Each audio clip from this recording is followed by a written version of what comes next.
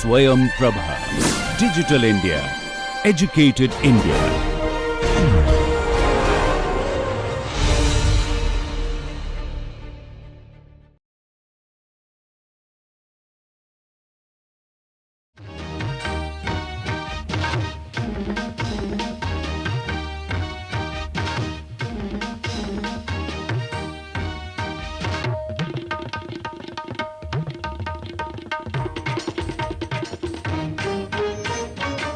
Carr, in his book The Shallows, discusses the effects of the internet and the various instances of the digital media on the human brain and the way the mind works. I would like to refer you back to our earlier discussions led by Walter Wong on the effects of print on and the coming of writing on the brain, on the human mind. The fact that print led to a more analytical form of reading and understanding of texts, and which is very different from that of the oral domain, because print one presents material in a linear fashion. So, in a sequential fashion, one after another, and that is what dominant forms of narratives since the emergence of the era of mechanical reproduction, even films and every other form work in that fashion, right. It is only with the coming of the digital.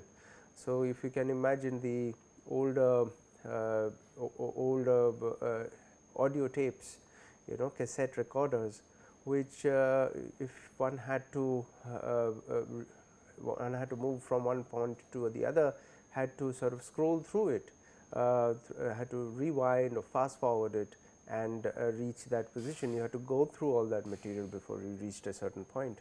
Whereas in the and if one entered a cinema hall and was watching a movie, you had to sit through that entire thing, or you had to just enter the cinema hall at or the screening at a particular point if you wanted to have a look at that at a particular scene. But today we always keep on skipping through videos. We do a rush all the time to figure out which part of the video that is most interesting, and tools have become much more easier to be able to, more accessible to be able to clip and share videos, and that is the same is true in terms of about text. We looked at in detail how the hypertext actually works, where the sequence is broken. Now, what is the effect of this kind of a work environment now on the brain is something that Nicholas Carr sort of looks at in this book, but we are going to concentrate on one particular chapter, which is on the juggler's brain. I encourage you to read this book by Nicholas Carr, and so he says that the net is a form in which there are he says the net is really the latest in the long series of tools that have helped humans mold their mind. I mean, the human mind gets molded by this particular tool of the internet and the way the internet actually works. It is not so much only the internet, but the interface of the internet really with the browser and the various applications and the various devices through which human beings are constantly connected and operating, the various ringtones, the various notifications, the various tabs on the browser page. That entire environment, that entire environment of connectedness, that is something that he says is going to have a sort of a prolonged effect on the human mind.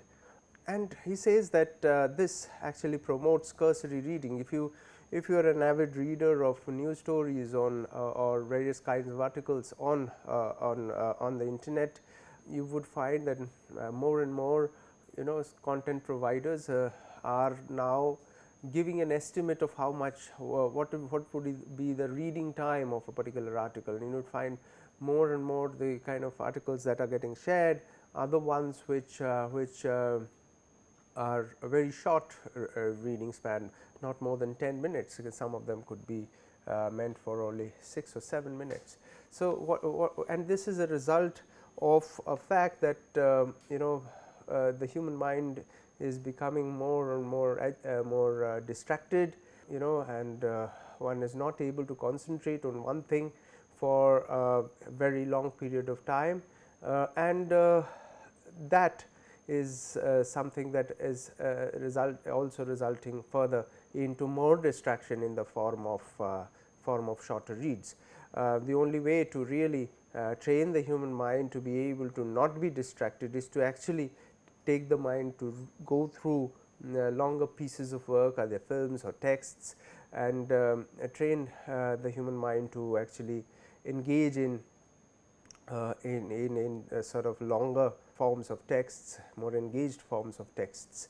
Even today we find that with the coming of various video sharing platforms, or even platforms which share online movie entertainment, or serials, TV shows and others, if there is a movie, you find that people rarely do watch the entire movie at once. They watch it in parts at various points of time in the day or through the week, and that is why you find that more and more of these online entertainment platforms, they are moving towards these shows which are shorter. I mean, a single episode would not be more than 25 minutes or so, and that's sort of the kind of maximum attention span that a passive medium like the screen can have, a movie can have, or a television can have. In terms of and this is also showing in academic circles, where we find that there are more and more now. You have I mean, you do not have hour-long lectures at conferences anymore. You have shorter lectures. You have about people presenting a maximum of 15 minutes. It's probably the attention span. So most of my lectures are an hour long, so it's a little bit of a strain, I am sure, on students to be able to concentrate for about an hour. But that's because of the fact that the classroom environment is supposed to be one that trains students to be able to pay attention, and what are the effects of it is something that we will discuss. But increasingly we find in the classroom, students sit in the classroom, they have either their laptops open, they are checking their mail, or they have their mobile phones around and they are looking into the phones, and they're actually taking in a whole lot more than what is being taught in the classroom, what is being discussed in the classroom by the teacher. One can debate and say that whether this is something that is negative or positive. Some people can say that the students would actually look up material related to the lecture immediately, open the Wikipedia page on a certain term which is being discussed, sometimes maybe contradict in a live classroom, maybe not in this particular lecture, but in a live classroom maybe sometimes contradict the teacher and say that no, what you said is not right, because this website, this is what they say, and I have had that happen to me. But one also shares a bit of concern that what is this kind of distracted form of thinking sort of leading to in terms of human ability, human cognition. So, and Carr certainly believes, and he has certain experiments which he is going to refer to, that this is leading to more superficial forms of learning, and is having a very lasting effect on the human mind. Says that the digital media or the internet is not a technology that rewards deep thinking, and is sort of it sort of only stimulates certain kind of immediate sensory or cognitive stimuli. And what he says is that it delivers sort of cognitive and sensory stimuli which are interactive, they are repetitive, intensive and addictive, because certain researchers have said that some of the sort of secretions that happen in the human body at the time of this kind of social media interaction and being connected and looking at constant updates from friends and other sort of online friends really is similar to that which are produced by addictive substances, and that is something that is really dangerous. And it says that this sort of interaction sort of results in very strong and rapid alteration in brain circuits and functions, because there are various parts of the brain, various neuron circuits which actually are responsible for certain activities or certain storehouses of certain skills or memory. And if one is constantly shifting between one particular stimuli to another, the brain is constantly having to shift from one stimuli to another, and this kind of there is a certain kind of multitasking that happens, which the brain has to adapt to that kind of multitasking atmosphere. And it says that typically we recognize it, that we are constantly having to shift between various kinds of physical actions to use. So you have to look at the trackpad, the keyboard, the mouse, the phone keypad, the touch screen. At this present moment, I am looking at several devices. There is a clock, for example. There is a screen, there is a camera, and there is this computer right in front of me, and I have to operate it through the screen. I know that there is somebody who is recording and he is working. So I'm not merely teaching. I'm also my brain is parts of my brain constantly distracted with these other functions, and therefore, if it were a sort of a normal everyday classroom, I probably have my notes in front of me, and sometimes I just let off my notes and talk to the students and engage with the students.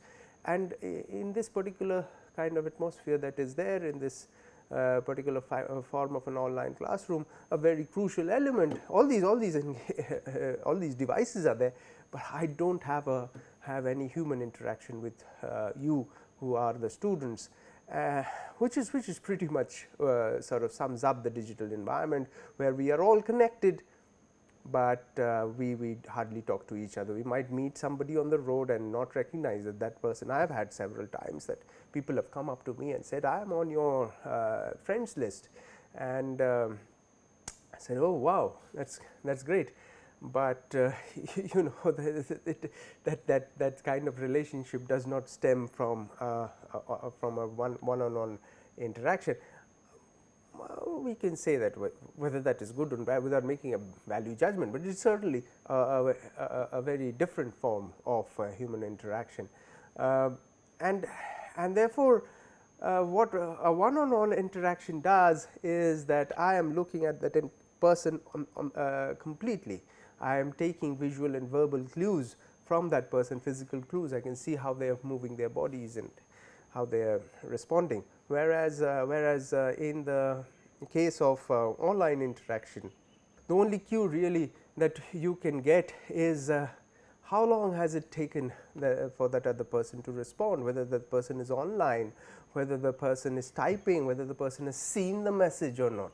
This is something that so the human mind is constantly looking for these kind of cues, whereas when I am talking to the person, I can see whether the person is listening to me or not, or playing with his phone. So you have these kind of situations where people go to museums, and instead of looking at the artifact, or people visit tourist places, instead of looking at that site or that particular structure or whatever with their own eyes, they constantly are interested in taking photographs or selfies, and as a result they are left with probably left with no real memory of that place other than through the photographs.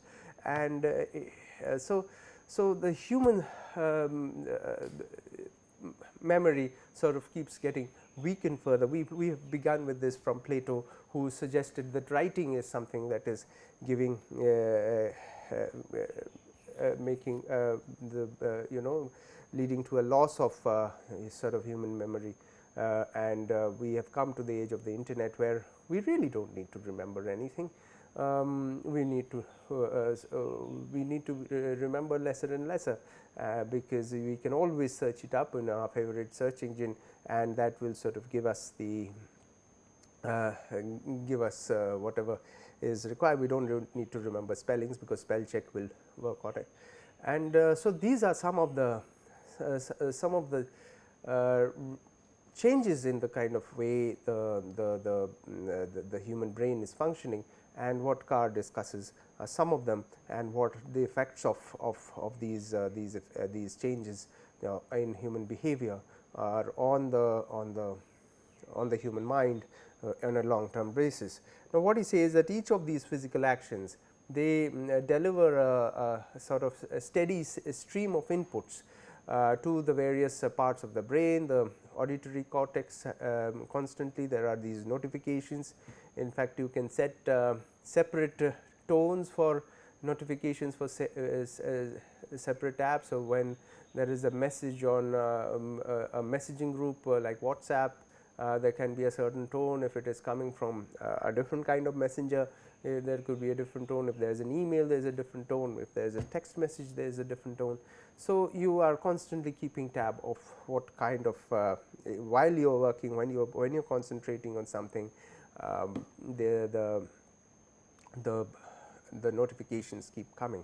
So, the mind gets stimulated by that. There is the somatosensory cortex. So, when you are working on the computer, there are pop-up windows, there are visual notifications that comes. As a new email comes, it makes a sound. There are virtual buttons that pop up requiring you to cancel something, or say okay to something, or to agree with something else. All senses by and large, except really the smell and the taste have been engaged. Who knows, in the future even the smell and the taste can also be engaged. So, what this leads to is that the internet, he says, insists on a far greater insistence on our attention than previous kinds of media, the television, radio, newspaper. But the part of this kind of attention is that it is not a sustained attention. It constantly scatters the attention. That is, that the attention is divided among many activities, which are constantly there in the mind. We have several. Some people even talk metaphorically in terms of the modern day, the way modern day living is, that you have we constantly in our lives have many browser windows open when we are trying to do various things at the same point of time, because even, and if you look at the reflection in terms of work hours, if you see the process of the industrial revolution, you had there was a change in which people moved to the factories after urbanization, and you had this distinction, clear distinction between leisure time and work time, where you had certain number of hours. Initially, the number of hours of working for the those who are engaged in manual labor would be very long, up to 16, 17 hours, or even more than that in certain cases. But after the Chicago Revolution, sort of 8 hours became a standard work time for people, and then you have 8 hours for sleep and 8 hours for leisure. And that distinction, and it was, and some of these leisure activities led to certain cultural inputs, and the growth of the novel was something that was very important, which emerged from this kind of growth of the leisure time. But with the digital media now, that distinction between leisure and work is really removed. It's not that that you have that distinction not there in the same way as it was in the pre-industrial era. In the pre-industrial era, the work would people would certainly have some leisure time, but it would not be defined by clock time, right? That it would be more seasonal, it would more diurnal, depending on what time of the day it is, how the crops are doing, or how a particular kind of work is doing. It is whereas in the factory, everybody has to report to work at a specific shift at a specific point of time. Whereas now we have a situation where people carry work home. The only real machine that people tend to work on is the laptop or the computer, and they can work from anywhere. So more and more people are working from home, but there is no home time. They're working all the time. Working on the emails, people spend a lot of time answering emails, especially people in the academia spend a lot of time responding to emails, and emails which keep coming at various points of time in the day, sometimes requiring immediate attention. And that sort of so this kind of an atmosphere where there is constant needs, work related or leisure related. In fact, leisure related activities could also happen during work hours. So to say, you can get a text message from a personal group, and you would like to respond to it at that point of time. So this kind of a distinction between work and leisure is getting obliterated, getting murkier as we speak. Now he says that though these kind of ways of distracted ways of thinking sort of scatters the attention, he says that distraction can be of two kinds. Good distraction, when, let us say, when we are working with great amount of concentration for a very long period of time, and we have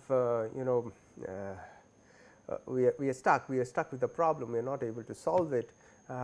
Then we take a break, we either sleep or go for a movie or play some sport, go for a walk, and suddenly you find that you've got a new breakthrough, you got an idea through which you solve the problem. So the good distraction sort of allows the mind. In fact, sleep is very, very important. If we do understand what happens with sleep is this, the mind actually reorders itself and makes it easier for people to sort of understand or remember things. And there is the case of bad distraction.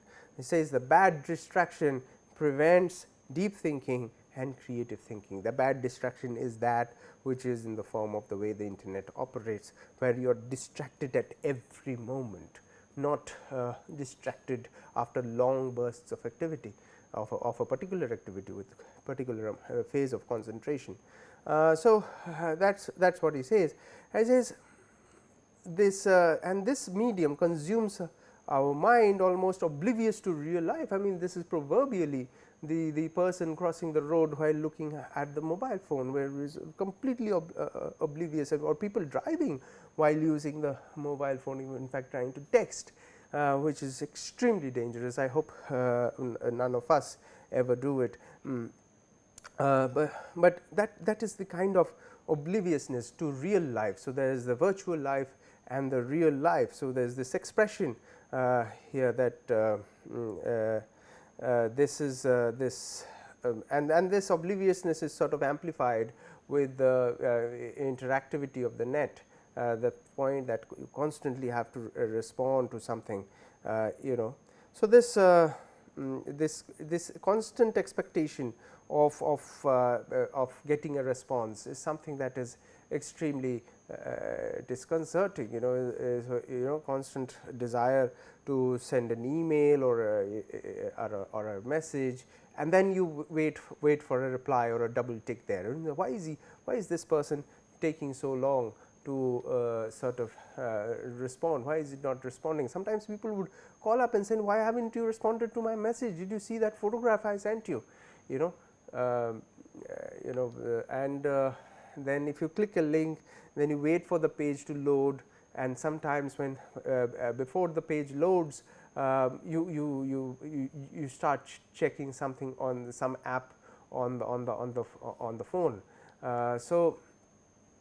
Because the page is taking some time to load, or there's constantly, when you post something on maybe on Facebook or on Twitter, you check what kind of responses, whether somebody has commented on it, how many likes have you gathered. This entire thing about chasing the number of likes that are there. How do I manage to post something which will gather more retweets and more likes? That sort of gets into that kind of a competitiveness.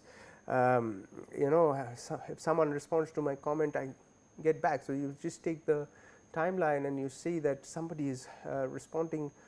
People are responding to each other in a matter of seconds or minutes, which is sort of recorded there. And really, it generates this kind of a desire to know what is happening, what is going on in the lives of one's peers, really speaking. And this leads to certain kind of terms like the FOMO, or the fear of missing out, fear of being out of the loop, and the more dangerous one really is the fear of being invisible. Being outside this is a sense of connectedness. Constantly want to check what is going on in that online and digital space, and all this is having a certain effect on the human mind, really, which something that Nicholas Carr is sort of talking about. All right, and because the net is interacting with the human brain, and he takes us through this understanding of the way the mind actually works, neuroplasticity, and says that the human mind is made of neurons, and it is the neurons that sort of make the synapses between the neurons, sort of make memory possible, make skills possible. So when we are learning something, what's happening to our brains is that the neurons are getting reordered. It is almost like a hard drive. If you think of a computer hard drive, what really is there is there are these magnetic strips or particles which are getting reordered either as 0 or as 1, and the larger sets of those are what you call bytes or megabytes or terabytes, gigabytes, and that's how any disk sort of is ordered, and this disk moves at a very fast pace, and the head sort of reads the messages, the signals which are stored within the disk. Now, when we delete something from the disk, something else gets rewritten, and what happens is that the way it works within the computer disk is that when you delete something, it just creates a certain amount of space sort of randomly in that on the disk, and then so if you are trying to write a large set of data, the computer may not be able to immediately find a contiguous space within the disk, which gives that puts that entire data together.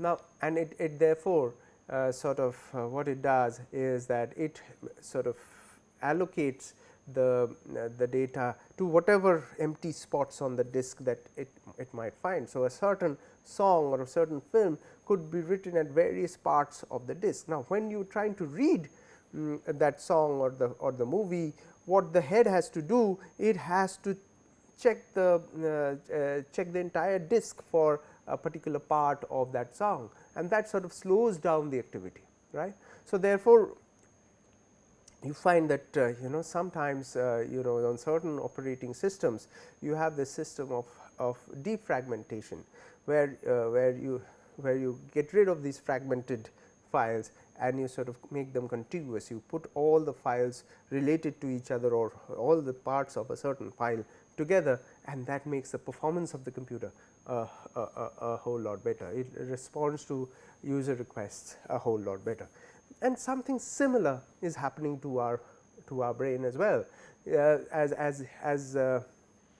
and Carr says that neurons that fire together wire together. That is the kind of brain circuits which work with each other. They are the ones which learn to work together, right? And neurons that don't fire together don't wire together. So what is happening is that every time you are picking up a new skill, the neurons are creating, they are falling into on top of one another and creating these synapses, these sort of junctions. And when we are engaged in some other activity, the brain has to pull up certain neurons, and it picks up the unused ones and turns them around, right. Now, and that is why when we revise a certain lesson or we go back and practice, so a certain a sporting skill or something, what happens is that neuron comes back to its earlier place, and more as we keep practicing, as we keep revising, that neuron gets solidified. The more you revise something, more you engage in something at greater intervals, the more long term that memory would be.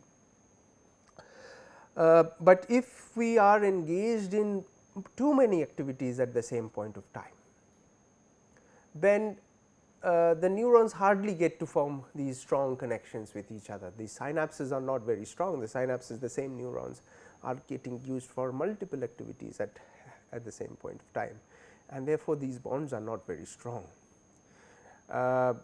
It might lead to other kinds of skills. One can say that multitasking is a very good skill for various kinds of things. Your reaction time for things get reduced. You are immediately able to respond to certain things, but it does not lead to one thing that it does not lead to is sustained cognition.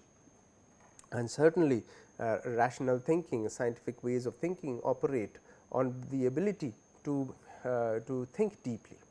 So, he quotes Carr quotes Gary Small to say that the daily use of digital devices stimulates the brain cell alteration and neurotransmitter release, gradually strengthening neural pathways in our brains while weakening old ones, right.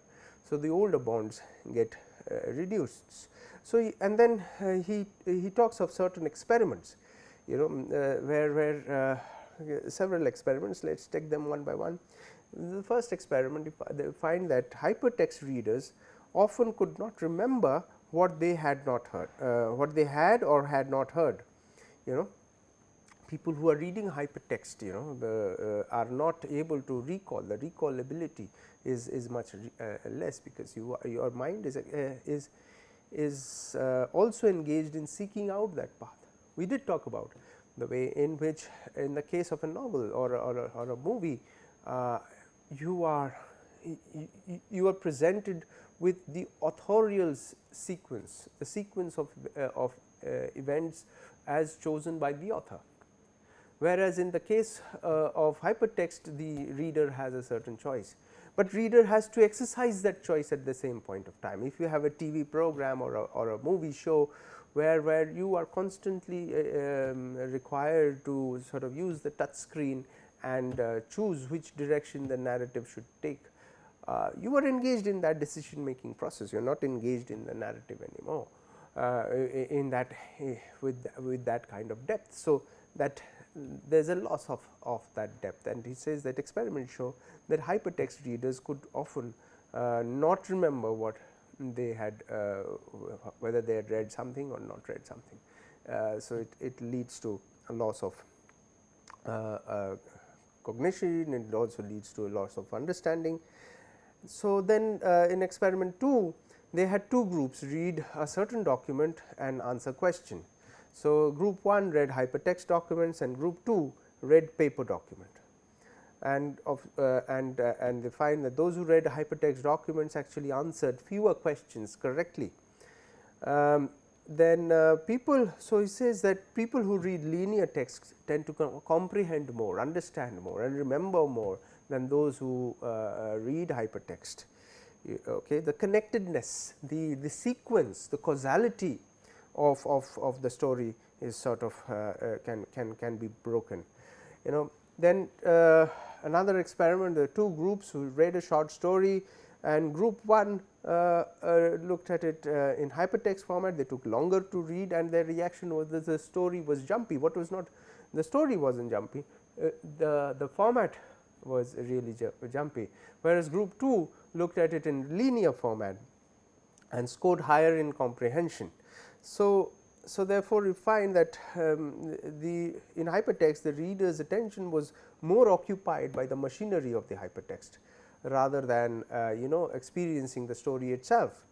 So, these kind of experiments sort of, and finally, is the point making is that comprehension of readers decrease as the number of links increase. If you present two sort of hypertext articles, one with more number of links and the other lesser number of links, as there are more number of links, comprehensions reduces, because hypertext increases the cognitive load and increased needed increased working memory capacity.